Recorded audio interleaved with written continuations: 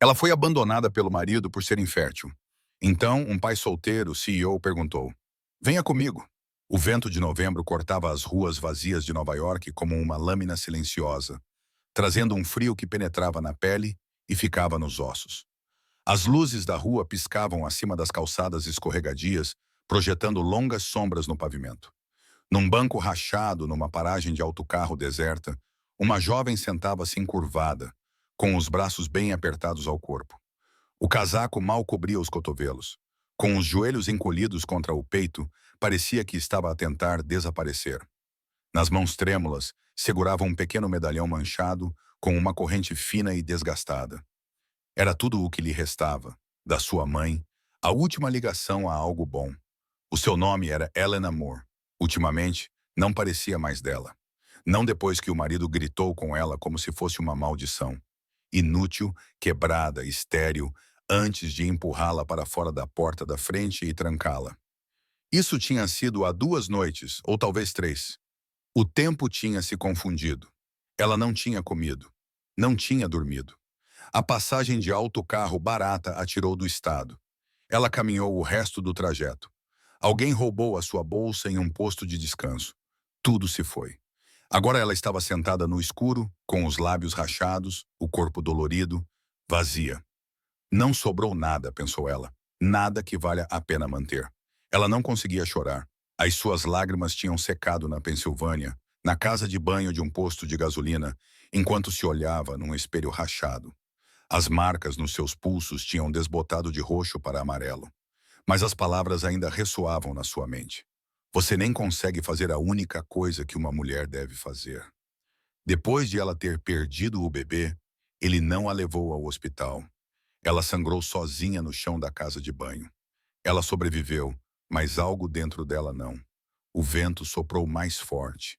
Ela apertou o casaco, mas não adiantou. O frio estava dentro dela agora. Faróis apareceram. Um carro preto elegante abrandou e parou. O seu corpo ficou tenso. Uma porta abriu-se. Passos aproximaram-se, medidos, sem pressa. Depois, uma voz masculina. Baixa, gentil. Está bem? Ela congelou. O seu primeiro instinto foi acenar com a cabeça, mentir, fingir que estava bem. Era o que sempre tinha feito. Mas algo dentro dela tinha mudado. Ela estava farta de fingir. Virou a cabeça. O homem estava a alguns metros de distância. A gola do casaco estava levantada. O cabelo escuro despenteado pelo vento. Os olhos castanhos, cansados, gentis, sem qualquer ameaça. Apenas preocupação. Ela abriu a boca. A voz falhou. Tenho frio. Foi tudo. Não o nome, não a história, apenas a verdade. Ele acenou com a cabeça, tirou o casaco e deu um passo em frente. Tome! Colocou-o gentilmente sobre os ombros dela. Ainda estava quente. Ela estremeceu, mas ele não a tocou novamente. Não vou magoar-te, disse ele. Chamo-me Adrian. Adrian Lancaster. Ela não disse nada. Ele fez uma pausa observando o rosto dela. As contusões, a exaustão, a forma como ela agarrava o medalhão como se fosse tudo o que lhe restava. Há um restaurante a alguns quarteirões daqui, disse ele. É quente. Está aberto. Venha comigo. Ela olhou para ele. Por quê? Sussurrou. Ele não respondeu imediatamente. Então, em silêncio, porque está muito frio aqui fora e porque ninguém deveria estar sozinho esta noite. Os dedos dela apertaram o medalhão. Ela olhou para os sapatos encharcados, dormentes. Então, lentamente, levantou-se. Não pegou na mão dele, mas seguiu-o. A lanchonete ficava numa esquina tranquila, com o letreiro de neon piscando fracamente na escuridão. Lá dentro, estava quase vazia, apenas um casal de meia-idade bebendo café numa mesa ao fundo e uma garçonete atrás do balcão folheando uma revista. O calor os recebeu assim que entraram. O zumbido suave de um aquecedor antigo e o cheiro fraco de bacon a fritar e café acabado de fazer invadiram os sentidos de Helena como um conforto há muito esquecido. Adrienne apontou para uma mesa junto à janela. Helena hesitou antes de se sentar à sua frente, mantendo as mãos cruzadas no colo, os ombros ainda bem envoltos no casaco dele. Ela não o tirou. Ele sentou-se à sua frente, olhando brevemente para o menu laminado antes de o pousar. A empregada aproximou-se com um sorriso cansado. 2 cafés? Perguntou ela. Adriane acenou com a cabeça e olhou para Helena. Tens fome? Perguntou ele. Ela abanou rapidamente a cabeça. Só água, por favor. A empregada de mesa anotou no seu bloco e desapareceu atrás do balcão. Adrian não a pressionou. Não tentou iniciar uma conversa nem preencher o silêncio. Em vez disso, olhou pela janela, observando os carros que passavam ocasionalmente, com uma expressão indecifrável. Helena baixou o olhar, passando os dedos distraidamente pela corrente do seu medalhão. O metal estava frio agora, como tudo o resto. No painel espelhado ao lado da cabine, ela avistou-se. Estremeceu, bochechas encovadas, olhos fundos, o cabelo castanho, outrora brilhante, agora emaranhado e sem brilho. Sujeira manchava sua mandíbula. Ela parecia uma estranha. Não era de admirar que a empregada tivesse hesitado antes de atendê-los. Ela parecia alguém que não pertencia a um lugar como aquele. Rapidamente, ela se afastou do reflexo, com a vergonha queimando no peito.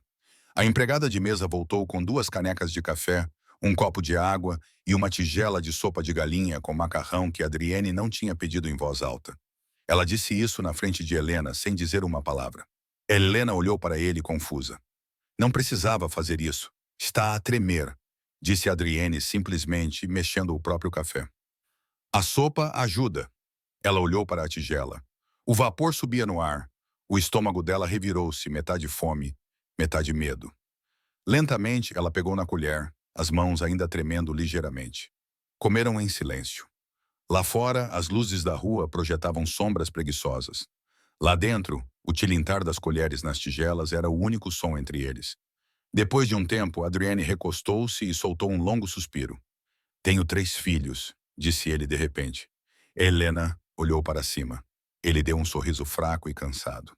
A minha mulher faleceu há 3 anos. Acidente de carro. Tenho tentado desempenhar os 2 papéis desde então. Pai, mãe, treinador, enfermeiro. É exaustivo. A sua voz não era amarga, apenas honesta. Helena baixou os olhos novamente. Ela queria dizer algo, mas as palavras se enrolaram na sua garganta. Então, baixinho, eu costumava querer ter filhos. Adriane não respondeu imediatamente. Ela respirou fundo, ainda sem olhar para ele. Mas não pude tê-los. Tentei durante anos e, por causa disso, fui descartada. Como se tivesse falhado em algum teste que nem sabia que estava fazendo. A sua voz falhou no final. Adriane não estendeu a mão por cima da mesa. Ele não ofereceu piedade. Simplesmente pousou a colher com um silêncio deliberado. Não foste descartada, disse ele. A sua voz era baixa, firme. Apenas ainda não encontraste o lugar onde deves recomeçar. Os olhos de Helena ardiam, mas ainda assim as lágrimas não caíam. Ela apertou a colher com mais força, os nós dos dedos pálidos. Ele esperou um momento, depois acrescentou gentilmente. Se não tens para onde ir, tenha um quarto de hóspedes. É acolhedor, seguro, sem expectativas. Helena pestanejou lentamente, surpreendida com a oferta. O seu peito subia e descia com respirações lentas e superficiais. Tu nem me conheces, sussurrou ela. Sei como é quando alguém está magoado, respondeu ele. E sei como é sentir-se perdido. Um longo silêncio se passou entre eles. Então Helena acenou com a cabeça uma vez, apenas uma vez, e pela primeira vez em dias, algo dentro dela se soltou. A viagem de carro até a casa de Adriane foi silenciosa. Helena sentou-se no banco do passageiro, segurando o casaco que ele lhe dera. A gola exalava um leve perfume de sua colônia, limpa, quente, desconhecida. Ela olhou pela janela enquanto a cidade dava lugar à quietude. As luzes da rua passavam como estrelas distantes. Quando o carro entrou na garagem privada, ela prendeu a respiração. A casa era enorme. Linhas modernas, janelas altas brilhando com uma luz dourada suave. Parecia algo saído de uma revista, mas em vez de calor, irradiava quietude. Não paz, apenas silêncio. Adriane desligou o motor. Não é grande coisa como boas-vindas, disse ele. Mas é o meu lar. Helena não respondeu. Os seus dedos apertaram com mais força o medalhão debaixo do casaco. Ele conduziu-a para dentro. O hall de entrada estava imaculado. Pisos de mármore, uma grande escadaria, obras de arte de bom gosto, um piano elegante intocado num canto. Sem música, sem desordem, tudo perfeito, mas nada com vida. Ela seguiu-o por um longo corredor. Os seus passos ecoavam fracamente atrás dos dele. Nas paredes, ela reparou em fotos emolduradas, não obras de arte, mas desenhos infantis, bonecos de lápis de cera, sóis sorridentes e arco-íris tortos. Uma delas dizia Sophie em letras roxas irregulares. Ela abrandou, olhando para elas. Eram desorganizadas, tortas, coladas sem cuidado, mas cheias de amor, cheias da alegria que outrora existia ali. Não as tirei, disse Adrienne suavemente. Mesmo depois de ele não ter terminado, não precisava de o fazer. Ele levou-a para um quarto de hóspedes. Em comparação com a casa, era pequeno, mas para ela era tudo. Uma cama com lençóis limpos, uma cômoda, um cobertor cinzento quente, um candeeiro. Há uma casa de banho do outro lado do corredor, disse ele. Toalhas limpas. Pode tomar banho se quiser. Vou arranjar-lhe algo limpo para vestir. Ela acenou com a cabeça, ainda segurando o casaco. Ele hesitou, depois disse simplesmente, boa noite, e foi-se embora. Helena ficou parada, sem saber como existir naquele espaço. O ar parecia muito suave, muito seguro, como se ela pudesse quebrá-lo apenas por estar ali. Ela tocou a cômoda. Sólida, real, então passos. Ela se virou.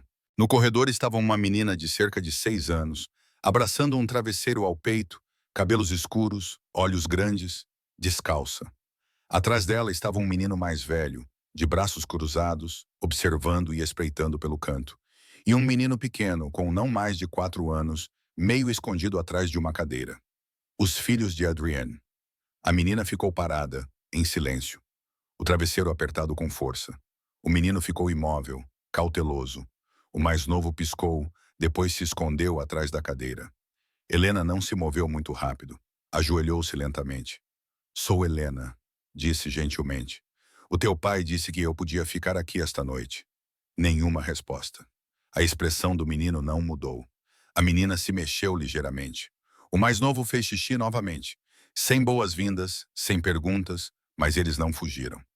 Naquela noite, enquanto caminhava silenciosamente até a cozinha para beber água, ela passou pela sala e parou. Sophie estava no tapete tentando desembaraçar uma longa fita. Sua testa franziu em frustração. Helena entrou na sala. Posso ajudar? Sophie não respondeu, mas também não disse que não. Helena ajoelhou-se ao lado dela, pegando gentilmente na fita.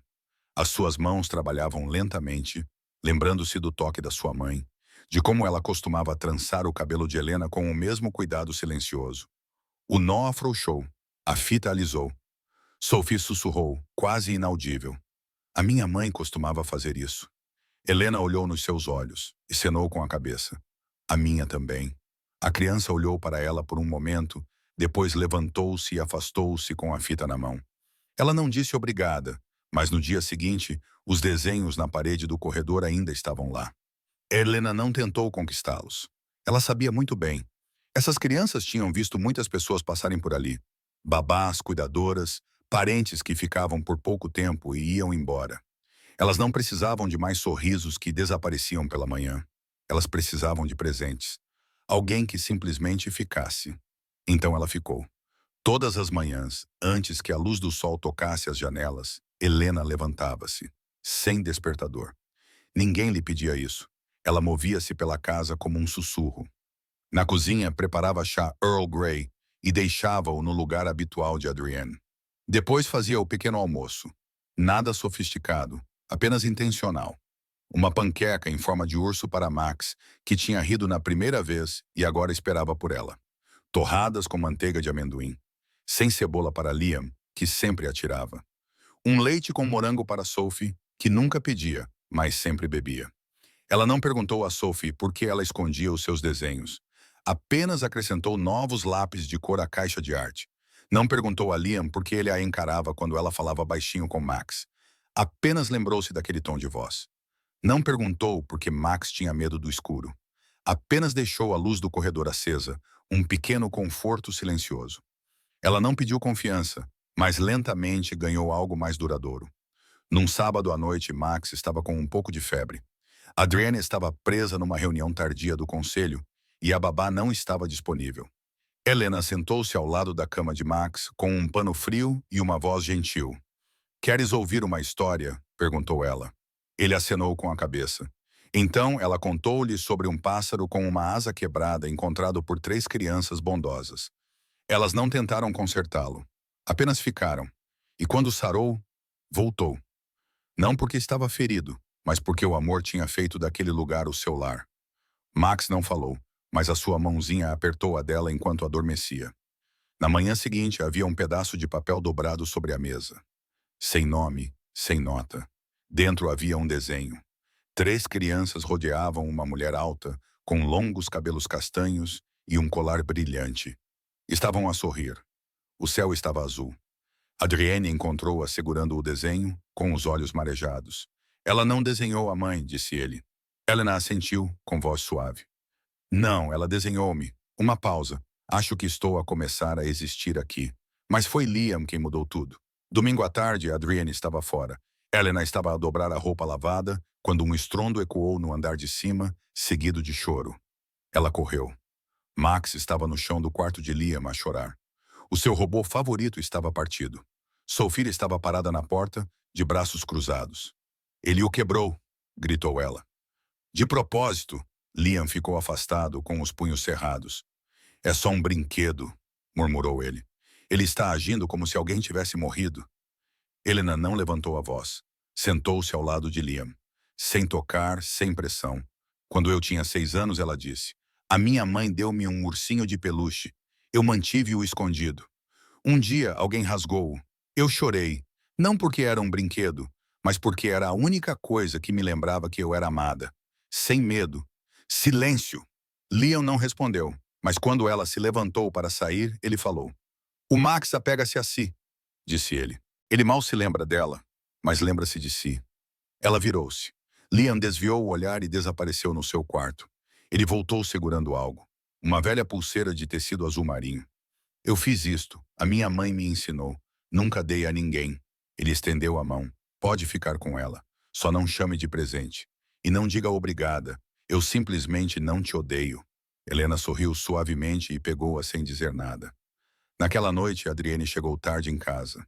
Ele encontrou Helena na cozinha mexendo a sopa. A pulseira estava no pulso dela. Bela pulseira, disse ele, sorrindo. O Liam deu-ma, respondeu ela.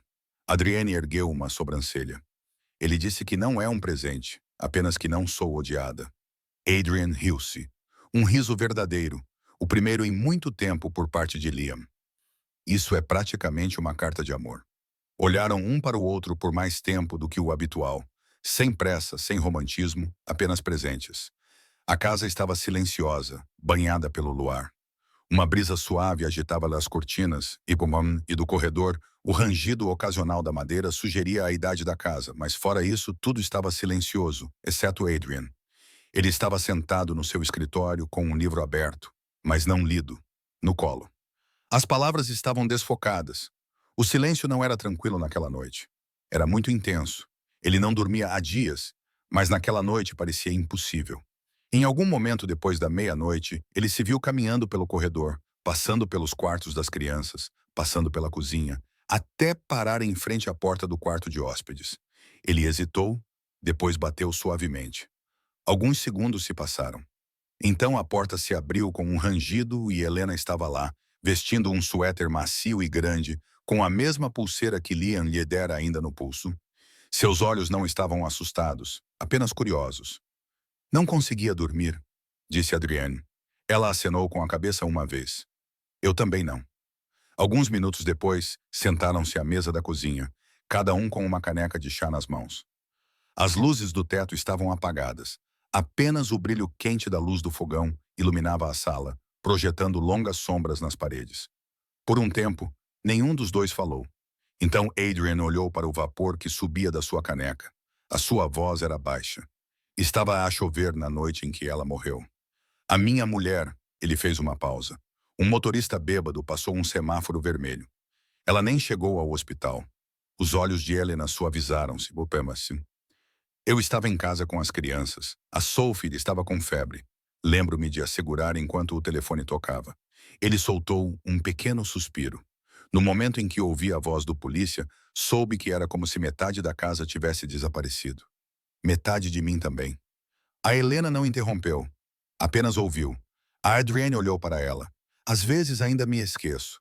Pego no meu telemóvel para lhe dizer algo e depois lembro-me que ela não está em nenhum lugar onde eu possa alcançá-la.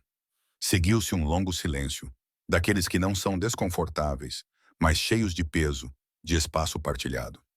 A Helena traçou lentamente o dedo à volta da borda da sua chávena.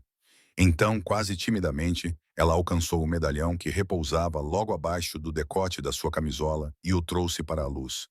Isto é da minha mãe, disse ela. Ela morreu quando eu tinha 17 anos. É a única coisa que me resta dela. Adrienne olhou para a medalha desgastada, depois para Helena. Combina consigo, disse ele. Ela soltou uma risada suave e ofegante, a primeira que ele ouvia dela. Pequeno, quase imperceptível, mas real. Eu não rio muito, admitiu ela. Parece um luxo. Ele observou-a por um momento, depois perguntou: Quem fez você acreditar que não merece alegria? O sorriso dela desapareceu. As mãos apertaram a chávena com mais força. E então, como se uma barragem se abrisse suavemente, ela falou: Eu tinha 19 anos quando me casei com ele. O meu pai arranjou o casamento. Eu achava que talvez ele me amasse. Talvez se eu me esforçasse o suficiente, eu pudesse conquistar esse amor. Ela desviou o olhar. Passei 10 anos tentando. 10 anos sendo outra pessoa. Eu cozinhava, eu limpava, eu ficava calada. Eu pedia desculpas por coisas que não tinha feito. Tornei-me invisível só para evitar ser agredida. O rosto de Adrienne permaneceu imóvel, mas as mãos dele lentamente se fecharam em punhos sobre a mesa. Fiquei grávida uma vez, disse ela com voz quase inaudível. Estava com 2 meses de gravidez quando ele perdeu a paciência. Atirou-me contra a parede. Perdi o bebê naquela noite. Uma pausa. Os seus olhos brilharam, mas ela não chorou. Nem sequer me deixaram ir ao hospital. Ele disse que a culpa era minha. Ela exalou trêmula. Um médico encontrou-me uma semana depois. Um para quem eu costumava limpar. Ele sabia. Ofereceu-me uma saída. Ajudou-me a desaparecer. Tornei-me ninguém. Ela olhou para cima. Eu morri naquele ano. Mas de alguma forma, ainda estou viva. Adrian não falou imediatamente. Não disse, sinto muito. Não ofereceu palavras vazias. Em vez disso, devagar, gentilmente, estendeu a mão sobre a mesa e tocou o medalhão que repousava sobre o coração dela. Você não é alguém para ser esquecida, disse ele suavemente. És alguém a ser lembrada por ter sobrevivido ao que a maioria não conseguiu. Os seus olhos encontraram-se. Sem grandes gestos, sem promessas, apenas reconhecimento e uma espécie de reverência que as palavras nunca poderiam expressar. Aconteceu numa quinta-feira à tarde. Helena estava a dobrar toalhas na sala de estar. O zumbido suave de um programa infantil tocava ao fundo, enquanto Max e Sophie discutiam gentilmente sobre as cores dos lápis de cera no tapete ao lado. A sala estava cheia de luz quente, risos suaves e algo perigosamente próximo da paz. Então a TV mudou para um segmento de notícias de última hora. O filantropo e investidor imobiliário Michael Rowe volta à vida pública neste fim de semana, apresentando o baile de gala anual de caridade em Manhattan. Helena congelou. A tela mostrava o rosto dele, sorridente, elegante, confiante em um terno azul marinho, em frente a uma multidão de câmaras. Os repórteres se inclinaram para captar suas palavras, prestando atenção em cada frase ensaiada. Ele parecia exatamente o homem respeitável que o mundo pensava que ele era. Mas para Helena, ele era o homem que a tinha destruído. Ela não conseguia respirar. As suas mãos largaram a toalha. As suas pernas moveram-se antes que ela pudesse pensar. Ela chegou ao corredor, depois à casa de banho, fechando a porta e encostando as costas nela. O seu peito apertou-se. Ar. Demasiado e depois insuficiente. As suas mãos tremiam. Ela deslizou para o chão, encolhendo-se a tremer. Ele está vivo. Ele ainda está por aí. E sou eu que me escondo. Ela enterrou o rosto nos joelhos, tentando desaparecer novamente. Passos, uma batida. Então a porta se abriu suavemente. Helena, a voz de Adrienne, baixa e firme. Ele se agachou ao lado dela, mas não a tocou. Ele esperou até que ela olhasse para cima. As lágrimas ainda não haviam caído, mas seu rosto estava pálido, seus lábios tremiam. Ele ainda está lá fora, ela sussurrou, sua voz falhando na TV, sorrindo, sendo elogiada. E eu estou escondida numa casa de banho como se fosse eu quem tivesse feito algo errado. Adrienne cerrou os dentes, as mãos apertaram-se ao lado do corpo, mas a voz permaneceu calma. Não, não se esconde mais. Não dele. Não da verdade. Ela olhou para ele com os olhos arregalados e vidrados. Tu não entendes. Ele conhece pessoas. Ele vai destruir-me novamente. Eu fingi a minha morte, Adrian. Se eu me revelar, posso ir para a prisão. Ele dirá, ela é louca, instável, mentirosa, e nós teremos a verdade. Interrompeu ele com voz firme, mas gentil. Não por vingança, não para magoá-lo, mas porque a verdade merece ser revelada, e tu mereces o teu nome de volta. Ela não respondeu imediatamente, mas algo na voz dele, a sua certeza, a sua recusa em deixá-la desaparecer novamente, começou a derrubar a parede que ela levou anos a construir. Naquela noite, tomaram uma decisão. Adrienne ligou primeiro para a doutora Priscilla Adams, a médica aposentada que uma vez ajudou Helena a fugir. Ela atendeu ao primeiro toque. A sua voz embargou de emoção quando ouviu o nome de Helena novamente. Em poucos dias, ela enviou cópias de antigos registros médicos, uma declaração assinada sobre os ferimentos de Helena e um depoimento detalhando a noite em que ajudou Helena a desaparecer. Então, Adrienne ligou para a sua equipa jurídica, os melhores advogados de família e direitos civis que conseguiu encontrar. Ele não poupou despesas. Helena observou tudo acontecer à distância, ainda com medo, ainda com dúvidas. Mas cada documento, cada telefonema, cada afirmação lembrava-lhe que ela não estava mais sozinha. As crianças notaram a mudança, especialmente Sophie. Certa manhã, Helena encontrou um papel dobrado debaixo do prato do pequeno almoço. Era outro desenho, rudimentar, desorganizado, bonito. Nele, uma mulher alta estava de braços abertos diante de 3 crianças pequenas. Atrás dela havia uma parede de sombras, escura e irregular. Mas a mulher, vestindo um vestido longo e um medalhão brilhante, estava entre as crianças na escuridão, no topo, desenhada a lápis roxo. Você é o nosso escudo. Helena apertou o desenho contra o peito, com a garganta apertada. Naquela noite, depois de as crianças terem ido para a cama, mostrou-o a Adrian. Ele estudou-o em silêncio por um longo momento. Ela vê o que tu és, disse ele. Não alguém que estava quebrada, alguém que protege. Helena acenou com a cabeça, a voz suave, mas segura. Então vou defendê-las por mim mesma. Uma semana depois, o caso foi arquivado. A verdade não estava mais enterrada e ela também não. O tribunal ficou em silêncio enquanto o veredicto era lido. Culpado. Mike Rowe, outrora o rosto charmoso em todos os outdoors e eventos de angariação de fundos, agora exposto como um abusador, um manipulador, um homem que enterrou a sua crueldade sob o poder e a reputação, ficou paralisado enquanto o juiz continuava a falar. Mas Helena mal ouviu o resto. A sua respiração saiu em uma longa e trêmula expiração. Ela estava livre, não escondida, não apagada, não sobrevivendo nas sombras. Livre. Fora do tribunal, os repórteres se aglomeravam como abelhas em torno do mel. Câmaras disparavam flashes. Microfones eram empurrados para a frente. Helena Moore, como se sente? Helena, o que vai fazer agora? Helena, tem medo que ele recorra? E então a sua mão foi tomada, pequena, firme. Liam, de 8 anos, com uma camisa branca limpa e calças azul marinho, cabelo um pouco comprido demais sobre as orelhas, os dedos envolvendo os dela com determinação silenciosa. Ele não recuou diante das câmaras. Não desviou o olhar. Ela não está com medo, disse ele, queixo erguido. Ela é nossa família agora. Um murmúrio de calor percorreu a multidão. Uma das manchetes do dia seguinte dizia: a mulher que sobreviveu 2 vezes, mas em sua casa ninguém a chamava assim. Chamavam-na de Helena. Chamavam-na de mãe. Chamavam-na de horas. Os dias passaram depois das semanas. A história desapareceu da primeira página, substituída por novos nomes, novas tragédias. Mas na casa dos Lancaster, algo permaneceu. O riso silencioso ao pequeno almoço, o som de pés a correr pelas escadas, a batida suave à sua porta à noite. Posso dormir aqui? A presença constante de Adrian a roçar o seu ombro enquanto cozinhavam o jantar lado a lado.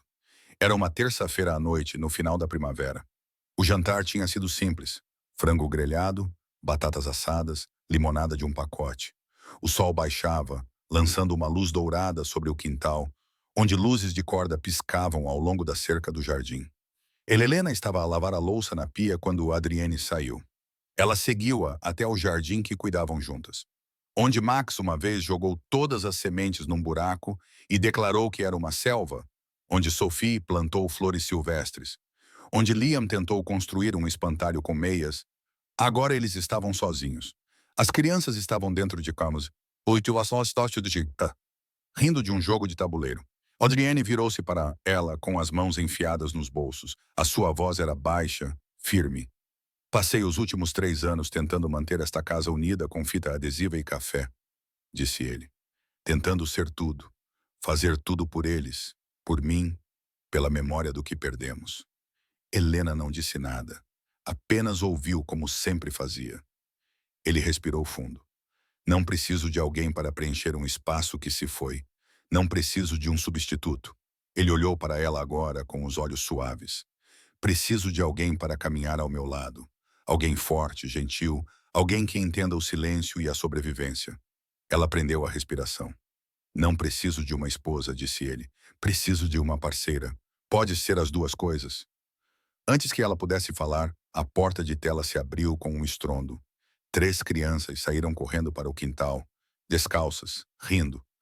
Max corria à frente de todos, com a voz aguda e cheia de alegria. Diz que sim, mamãe Helena. Adrian piscou, confuso. Ele acabou de... Sophie cobriu a boca. Opa, acho que ouvimos tudo. Liam estava atrás deles, de braços cruzados. Demoraram bastante. Helena olhou para eles, o coração cheio e doendo da melhor maneira possível.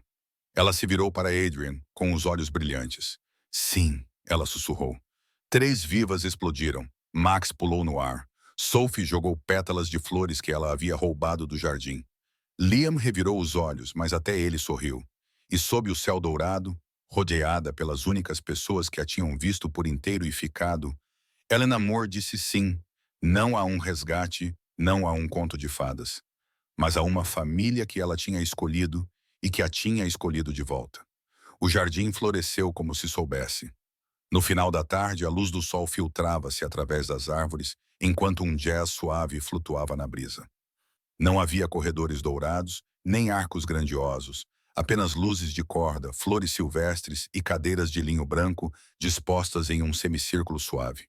Era um casamento sem espetáculo, mas cheio de alma.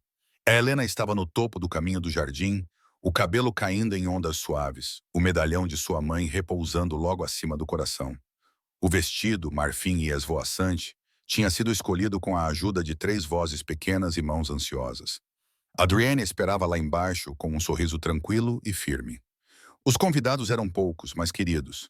Margaret, a governanta, enxugava os olhos. Daniel, o cozinheiro, usava uma gravata borboleta pela primeira vez em 15 anos. A doutora Priscilla Adams segurava um pequeno ramo, com um olhar orgulhoso sempre fixo em Helena. E então as crianças, Liam, Sophie e Max, ficaram em fila perto da frente. Cada um segurava uma pequena caixa. Liam foi o primeiro. Ele entregou a Helena uma pulseira de fios azul marinho e cinza, bem entrelaçados. Esta não vai partir, disse ele suavemente. Em seguida, Sophie deu um passo à frente com uma delicada corrente de flores de papel e contas. É para quando se sentir triste. Estas são cores alegres. Por fim, Max ofereceu a sua criação. Palitos de picolé colados numa coroa brilhante. É uma coroa, ele sorriu, mas para mães de verdade. Helena ajoelhou-se e beijou o topo da cabeça dele, os dedos a tremerem enquanto aceitava os presentes. A dor dentro do seu peito não era mais dor, mas algo mais completo, inteiro. Ela virou-se para Adrian na frente das pessoas que a tinham visto cair, que agora estavam de pé para testemunhar a sua ascensão. Ela pegou as mãos dele. Os votos foram simples. Não prometo consertar-te, disse Adrienne com voz forte e calma. Porque não estás quebrado. Prometo caminhar ao teu lado quando estiver claro, quando estiver escuro, quando estiver silencioso ou muito barulhento. És a minha âncora, o meu começo e cada passo que dou para a frente. Helena respirou fundo. Não prometo esquecer o meu passado, disse ela, mas prometo não deixar que ele me defina. Prometo ficar quando for fácil e quando não for, porque o amor não me salvou. Ele me lembrou que eu já estava a salvar a mim mesma. Adrienne colocou um anel de prata no dedo dela. Simples, gravado com as iniciais deles.